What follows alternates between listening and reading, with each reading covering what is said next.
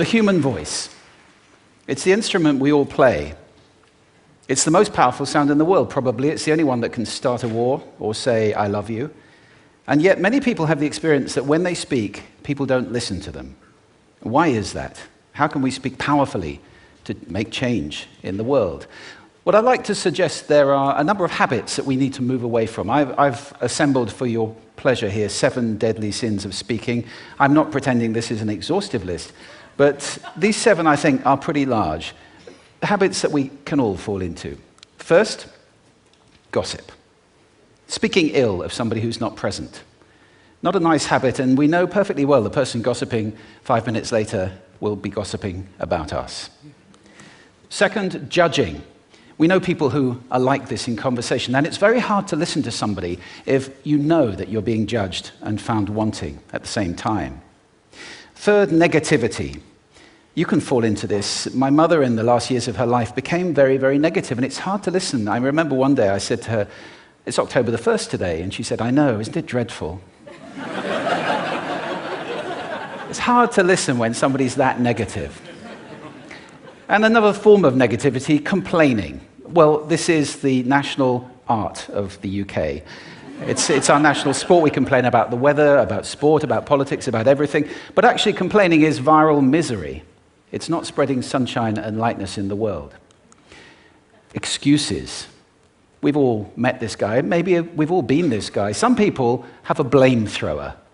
They just pass it on to everybody else and don't take responsibility for their actions. And again, hard to listen to somebody who's being like that. Penultimate, the 6th of the 7, embroidery, exaggeration.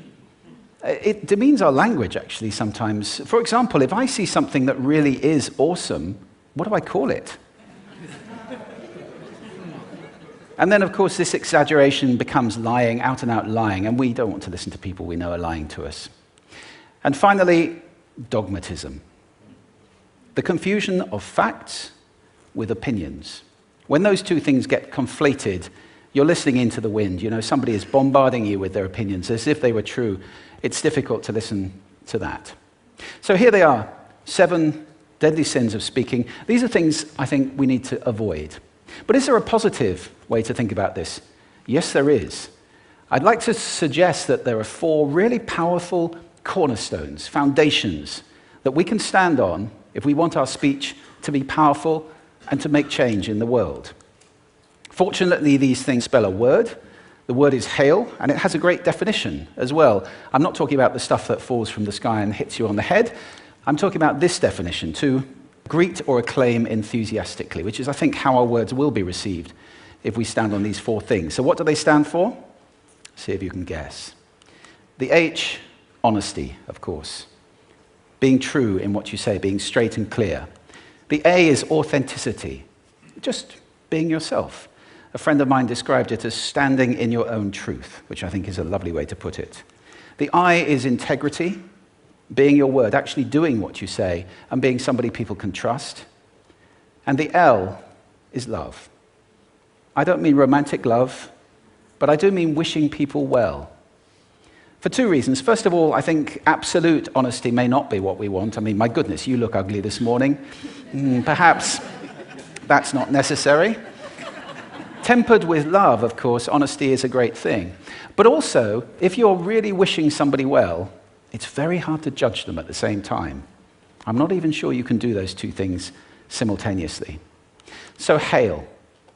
Also, now that's what you say, and it's like the old song, it is what you say, it's also the way that you say it.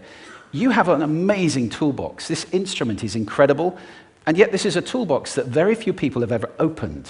I'd like to have a little rummage in there with you now, and just pull a few tools out that you might like to take away and play with, which will increase the power of your speaking.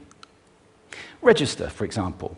Now, falsetto register may not be very useful most of the time, but there's a register in between. I'm not going to get very technical about this for any of you who are voice coaches. You can locate your voice, however. So if I talk up here in my nose, you can hear the difference. If I go down here in my throat, which is where most of us speak from most of the time. But if you want weight, you need to go down here to the chest. You hear the difference? We vote for politicians with lower voices. It's true. Because we associate depth with power and with authority. That's register. And we have timbre. It's the way your voice feels. Again, the research shows that we prefer voices which are rich, smooth, warm, like hot chocolate. Well, if that's not you, that's not the end of the world, because you can train. Go get a voice coach. And there are amazing things you can do with breathing, with posture, and with exercises to improve the timbre of your voice. Then prosody. I love prosody. This is the sing-song, the meta-language that we use in order to impart meaning. It's route one for meaning in conversation. People who speak all on one note are really quite hard to listen to if they don't have any prosody at all. That's where the word monotonic comes from, or monotonous, monotone. Also, we have repetitive prosody now coming in, where every sentence ends as if it were a question, when it's actually not a question, it's a statement. And if you repeat that one over and over, it's actually restricting your ability to communicate through prosody, which I think is a shame. So let's try and break that habit. Pace. I can get very, very excited by saying something really, really quickly, or I can slow right down to emphasize. And at the end of that, of course, is our old friend, silence. There's nothing wrong with a bit of silence in a talk, is there? We don't have to fill it with ums and ahs. It can be very powerful. Of course, pitch often goes along with pace to indicate arousal, but you can do it just with pitch. Where did you leave my keys? Where did you leave my keys? It's a slightly different meaning in those two deliveries. And finally, volume. I can get really excited by using volume, sorry about that if I startled anybody, or I can have you really pay attention by getting very quiet. Some people broadcast the whole time. Try not to do that. That's called sodcasting. Imposing your sound on people around you carelessly and inconsiderately. Not nice.